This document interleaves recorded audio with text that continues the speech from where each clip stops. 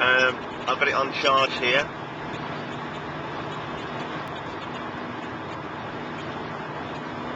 You might be able to see cable goes down there, thanks to my assistant in the back controlling the camera.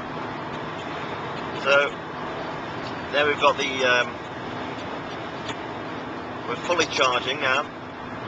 As you can see on the, you might be able to see on the screen, if I just glance over, I can see there's a couple of cameras in the distance there that it's spotted. A couple of speed cameras. Obviously I'm not on that particular road at the moment, but it warns you if there's any speed cameras like that, which is pretty good.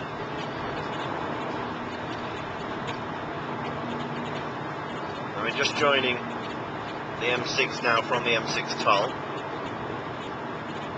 I've got no route planned at the moment, so it's not guiding me in any particular direction. There's a range of options on this CoPilot Live software. You start the software by using the left-hand soft key on this particular device. The right-hand soft key is that Footprints, HTC Footprints we mentioned earlier, and the left-hand soft key takes you directly into the CoPilot sat-nav software.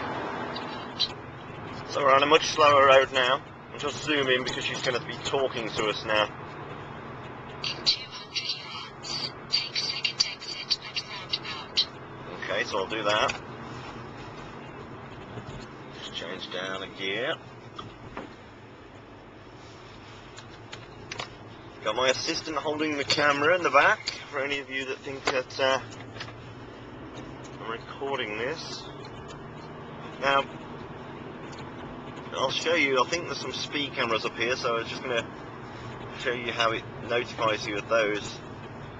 I've also noticed, whilst using this, that on the left hand side of the handset, the volume controls, you can't actually adjust them whilst they're in the cradle, because again they're jammed into the side of the cradle, so you can't actually press them.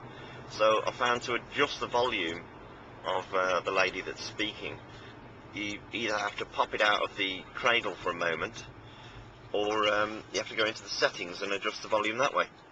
So it's a little bit awkward, but it's not a major problem, but it's just that it feels like the cradle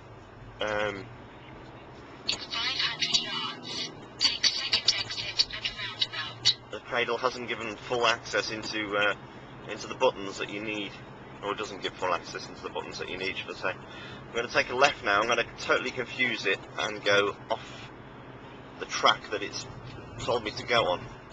So we'll see how quickly it recalculates. 200 yards, take second exit at roundabout. Okay, it hasn't realised. Now it has realised. 200 yards, turn left. It's recalculated now. So I'm just going to show you how to navigate somewhere. We've pressed the CoPilot button down here, and it's asking for destination, favourites, settings, so I'm going to say destination. You can have address, points of interest, work, favourites, or pick somewhere on the map, or go via your contacts list. Photo nav, which is the footprint system that we've got on here, or put in your coordinates if you're hardcore. I'm going to go with address, and I put in postcode. We've got this on-screen keyboard here. I say W1, let's just say there, city centre. So I want to go to London. It's saying, what sort of vehicle have you got?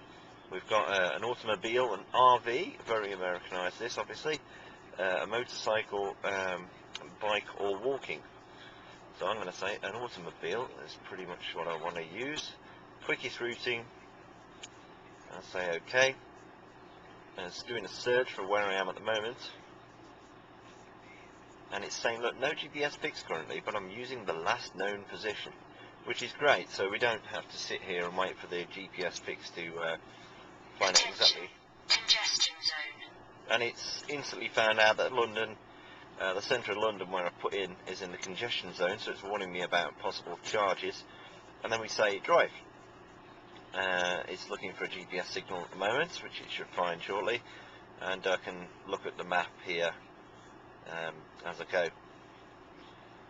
So that's a little bit about navigation. While it's doing that, well, I'll just show you the HTC Footprints system. If we go to that tab here, we've got the O2 down in London, which used to be called the Dome.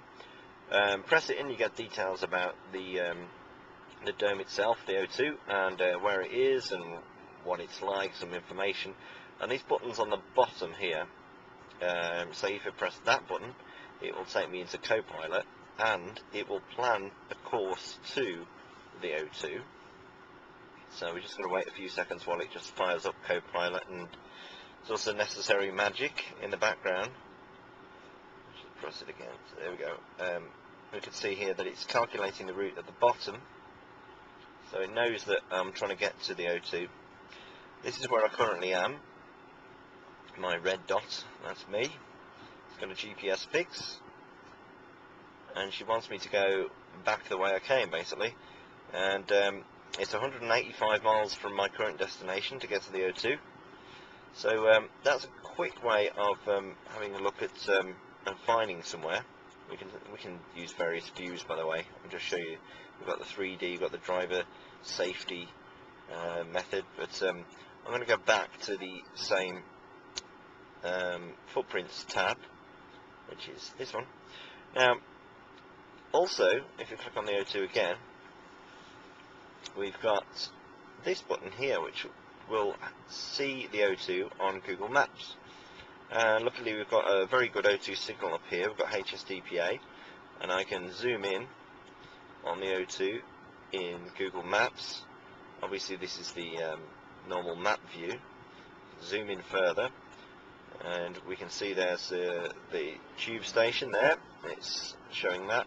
And if I press menu, we've got nice big chunky menus, very good for finger navigation.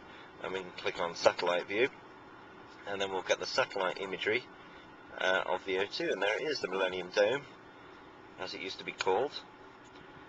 And we can even zoom in further and further and further and see the actual entrance to the Millennium Dome.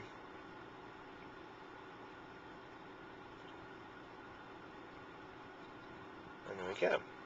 There is the O2. So we can see the actual stuff sitting outside, the entrance there. We can zoom around. So that's a bit of the Footprints technology in action. We can also press the phone key here to phone them. We can edit this details that we've put in here. There's a picture obviously of it here, which goes on the main screen, and that's included.